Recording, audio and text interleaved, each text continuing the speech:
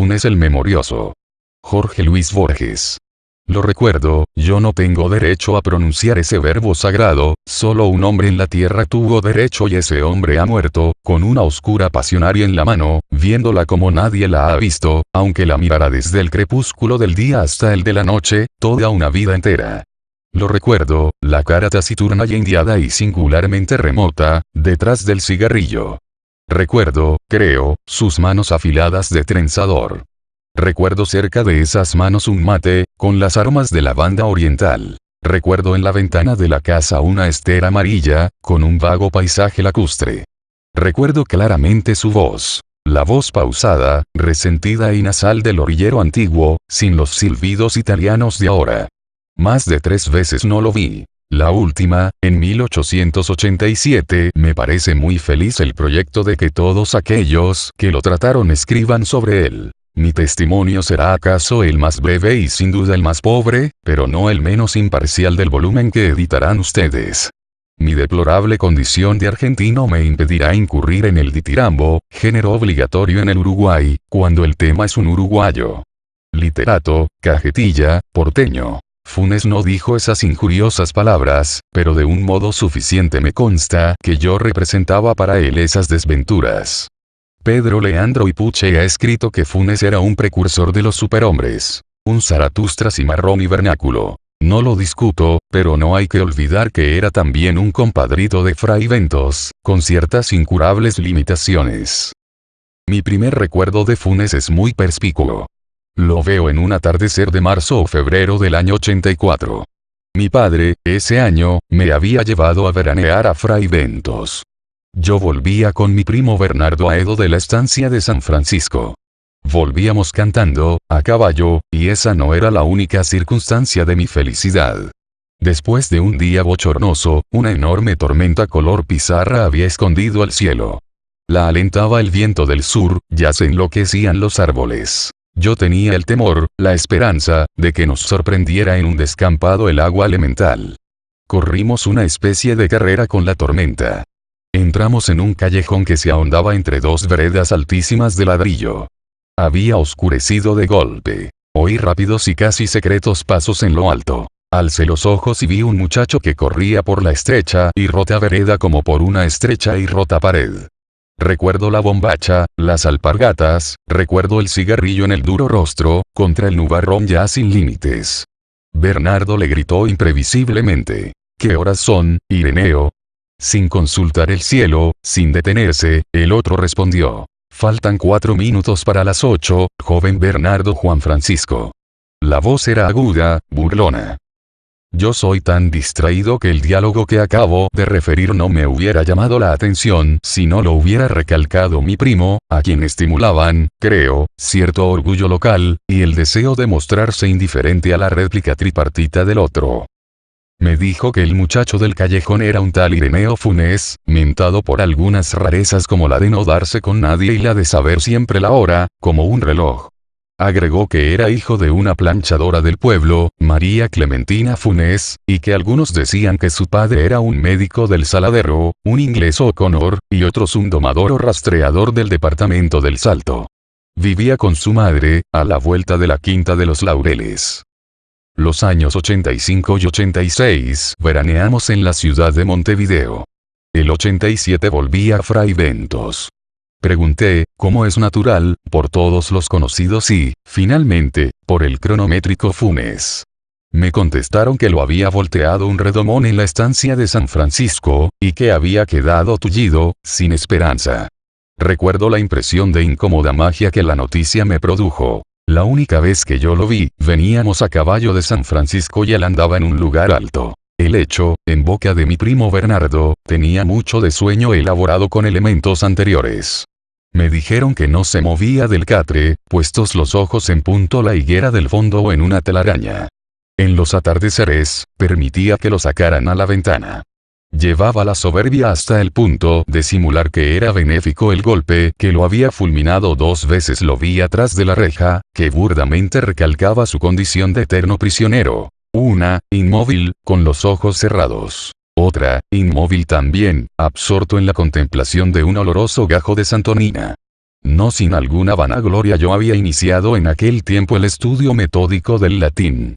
Mi valija incluía el De Viris Illustribus de Lomón, el Thesaurus de Quicherat, los comentarios de Julio César y un volumen impar de la Naturalis Historia de Plinio, que excedía, y sigue excediendo, mis módicas virtudes de latinista.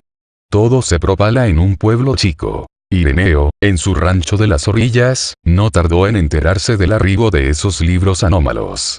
Me dirigió una carta florida y ceremoniosa, en la que recordaba nuestro encuentro, desdichadamente fugaz, del día 7 de febrero del año 84, ponderaba los gloriosos servicios que don Gregorio Aedo, mi tío, finado ese mismo año, había prestado a las dos patrias en la valerosa jornada de Ituzaingó, y me solicitaba el préstamo de cualquiera de los volúmenes, acompañado de un diccionario para la buena inteligencia del texto original, porque todavía ignoro el latín.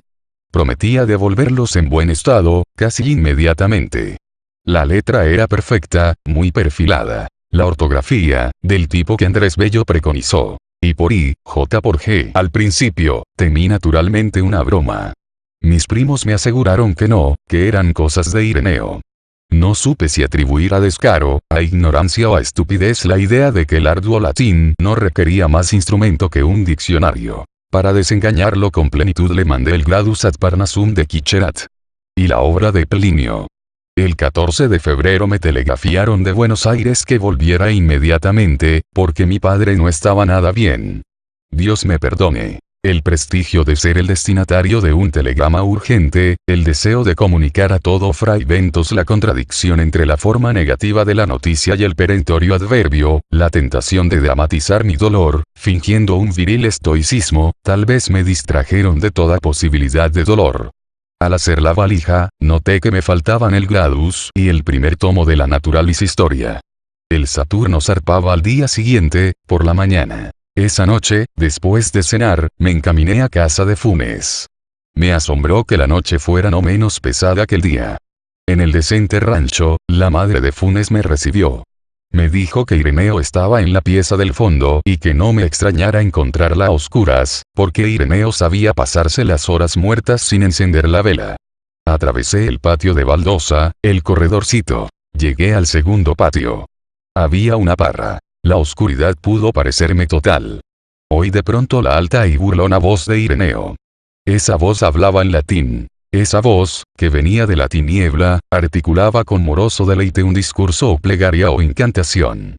Resonaron las sílabas romanas en el patio de tierra. Mi temor las creía indescifrables, interminables. Después, en el enorme diálogo de esa noche, supe que formaban el primer párrafo del 24º capítulo del libro séptimo de la Naturalis Historia. La materia de ese capítulo es la memoria. Las palabras últimas fueron ut nihil nonus dem verbis rederetur auditum. Sin el menor cambio de voz, Ireneo me dijo que pasara. Estaba en el catre, fumando. Me parece que no le vi la cara hasta el alba. Creo rememorar el ascua momentánea del cigarrillo. La pieza olía vagamente a humedad. Me sentí. Repetí la historia del telegrama y de la enfermedad de mi padre. Arribo, ahora, al más difícil punto de mi relato. Bueno es que ya lo sepa el lector, no tiene otro argumento que ese diálogo de hace ya medio siglo. No trataré de reproducir sus palabras, irrecuperables ahora. Prefiero resumir con veracidad las muchas cosas que me dijo Ireneo. El estilo indirecto es remoto y débil. Yo sé que sacrifico la eficacia de mi relato. Que mis lectores se imaginen los entrecortados periodos que me abrumaron esa noche. Ireneo empezó por enumerar, en latín y español, los casos de memoria prodigiosa registrados por la Naturalis Historia. Ciro, rey de los persas, que sabía llamar por su nombre a todos los soldados de sus ejércitos. Mitrídates Eupator, que administraba la justicia en los 22 idiomas de su imperio. Simónides, inventor de la mnemotecnia. Metrodoro, que profesaba el arte de repetir con fidelidad lo escuchado una sola vez. Con evidente buena fe se maravilló de que tales casos maravillarán. Me dijo que antes de esa tarde lluviosa en que lo volteó el azulejo, él había sido lo que son todos los cristianos. Un ciego, un sordo, un abombado, un desmemoriado. Traté de recordarle su percepción exacta del tiempo, su memoria de nombres propios. No me hizo caso. 19 años había vivido como quien sueña. Miraba sin ver, oía sin oír, se olvidaba de todo, de casi todo. Al caer, perdió el conocimiento. Cuando lo recobró, el presente era casi intolerable de tan rico y tan nítido, y también las memorias más antiguas y más triviales. Poco después averiguó que estaba tullido. El hecho apenas le interesó. Razonó, sintió, que la inmovilidad era un precio mínimo. Ahora su percepción y su memoria eran infalibles. Nosotros, de un vistazo, percibimos 3 copas en una mesa. Funes, todos los vástagos y racimos y frutos que comprende una parra. Sabía las formas de las nubes australes del amanecer del 30 de abril de 1882 y podía compararlas en el recuerdo con las vetas de un libro en pasta española que solo había mirado una vez y con las líneas de la espuma que un remo levantó en el río Negro la víspera de la acción del quebracho. Esos recuerdos no eran simples. Cada imagen visual estaba ligada a sensaciones musculares, térmicas, etc. Podía reconstruir todos los sueños, todos los entresueños. 2 o 3 veces había reconstruido un día entero. No había dudado nunca, pero cada reconstrucción había requerido un día entero. Me dijo, más recuerdos tengo yo solo que los que habrán tenido todos los hombres desde que el mundo es mundo. Y también, mis sueños son como una vigilia de ustedes. Y también, hacia el alba. Mi memoria, señor, es como vaciadero de basuras. Una circunferencia en un pizarrón, un triángulo rectángulo, un rombo, son formas que podemos intuir plenamente. Lo mismo le pasaba a Ireneo con las aborrascadas crines de un potro, con una punta de ganado en una cuchilla, con el fuego cambiante y con la innumerable ceniza, con las muchas caras de un muerto en un largo velorio. No sé cuántas estrellas veía en el cielo. Esas cosas me dijo. Ni entonces ni después las he puesto en duda. En aquel tiempo no había cinematógrafos ni fonógrafos. Es, sin embargo, inverosímil y hasta increíble que nadie hiciera un experimento con Funes. Lo cierto es que vivimos postergando todo lo postergable. Tal vez todos sabemos profundamente que somos inmortales y que tarde o temprano, todo hombre hará todas las cosas y sabrá todo. La voz de Funes, desde la oscuridad, seguía hablando. Me dijo que hacia 1886 había discurrido un sistema original de numeración y que en muy pocos días había rebasado el 24.000. No lo había escrito, porque lo pensado una sola vez ya no podía borrársele. Su primer estímulo, creo, fue el desagrado de que los 33 orientales requirieran 2 signos y 3 palabras, en lugar de una sola palabra y un solo signo. Aplicó luego ese disparatado principio a los otros números. En lugar de 7013, decía, por ejemplo, Máximo Pérez. En lugar de 7014, el ferrocarril. Otros números eran Luis Melián Lafinur, Olimar, Azufre, Los Bastos, La Ballena, Gas, 1 a Caldera, Napoleón, Agustín Bedía. En lugar de 500, decía 9. Cada palabra tenía un signo particular, una especie de marca. Las últimas muy complicadas yo traté de explicarle que esa rapsodía de voces inconexas era precisamente lo contrario sistema numeración. Le dije decir 365 3 centenas, 6 decenas, 5 unidades. Análisis no existe en los números el negro Timoteo Manta de carne. Funes no me entendió o no quiso entenderme. Locke, siglo XVII, postuló, y reprobó, idioma imposible en el que cada cosa individual, cada piedra, cada pájaro y cada rama tuviera nombre propio. Funes proyectó alguna vez un idioma análogo, pero lo desechó por parecerle demasiado general, demasiado ambiguo. En efecto, Funes no solo recordaba cada hoja de cada árbol de cada monte, sino cada una de las veces que la había percibido o imaginado. Resolvió reducir cada una de sus jornadas pretéritas a unos 70.000 recuerdos, que definiría luego por cifras. Lo disuadieron 2 consideraciones. La conciencia de que la tarea era interminable, la conciencia de que era inútil. Pensó que en la hora de la muerte no habría acabado aún de clasificar todos los recuerdos de la niñez. Los 2 proyectos que he indicado, un vocabulario infinito para serie natural de los números, un inútil catálogo mental de todas las imágenes del recuerdo, son insensatos, pero revelan cierta balbuciente grandeza. Nos dejan vislumbrar o inferir el vertiginoso mundo de Funes. Este, no lo olvidemos, era casi incapaz de ideas generales, platónicas. No solo le costaba comprender que el símbolo genérico perro abarcara tantos individuos dispares de diversos tamaños y diversa forma. Le molestaba que el perro de las 3 y 14, visto de perfil, tuviera el mismo nombre que el perro de las 3 y cuarto, visto de frente. Su propia cara en el espejo, sus propias manos, lo sorprendían cada vez. Refiere Swift que el emperador de Lilliput discernía el movimiento del minutero. Funes discernía continuamente los tranquilos avances de la corrupción, de las caries, de la fatiga. Notaba los progresos de la muerte, de la humedad. Era el solitario y lúcido espectador de un mundo multiforme, instantáneo y casi intolerablemente preciso.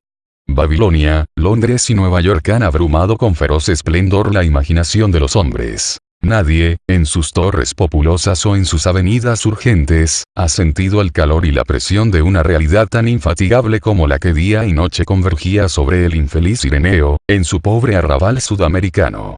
Le era muy difícil dormir. Dormir es distraerse del mundo. Funes, de espaldas en el catre, en la sombra, se figuraba cada grieta y cada moldura de las casas precisas que lo rodeaban. Repito que el menos importante de sus recuerdos era más minucioso y más vivo que nuestra percepción de un goce físico o de un tormento físico.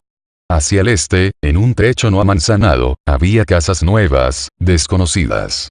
Funes las imaginaba negras, compactas, hechas de tiniebla homogénea. En esa dirección volvía la cara para dormir. También solía imaginarse en el fondo del río, mecido y anulado por la corriente. Había aprendido sin esfuerzo el inglés, el francés, el portugués, el latín. Sospecho, sin embargo, que no era muy capaz de pensar. Pensar es olvidar diferencias, es generalizar, abstraer. En el abarrotado mundo de Funes no había sino detalles, casi inmediatos. La recelosa claridad de la madrugada entró por el patio de tierra. Entonces vi la cara de la voz que toda la noche había hablado. Ireneo tenía 19 años. Había nacido en 1868. Me pareció monumental como el bronce, más antiguo que Egipto, anterior a las profecías y a las pirámides. Pensé que cada una de mis palabras, que cada uno de mis gestos, perduraría en su implacable memoria. Me entorpeció el temor de multiplicar ademanes inútiles. Ireneo Funes murió en 1889, de una congestión pulmonar.